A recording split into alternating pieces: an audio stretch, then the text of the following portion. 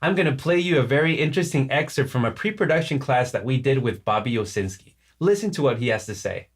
The other thing that I like to do, which we didn't do here, is a tempo map. So what'll happen is uh, the choruses will move up a BPM or two. Oh, okay, Give it yeah. like more Down. excitement type of. Yeah. Now, of course, you have to know exactly how long the song is, and you have to have the Everything planned clicks out, and yeah. everything planned. But that's okay. I mean, you can do that.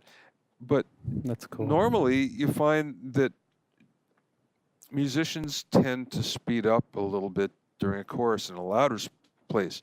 We like that. So, it's like, well, let's plan for that. Let's put it in.